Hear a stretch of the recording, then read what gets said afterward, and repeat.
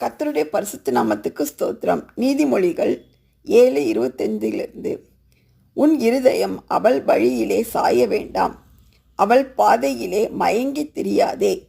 அவள் அநேகரை காயப்படுத்தி விழப்பண்ணினாள், பலவான்கள் அநேகரை கொலை செய்தாள். அவள் வீடு பாதாளத்துக்கு போம் வழி, அது மரண அறைக்கு கொண்டு போய் விடும்.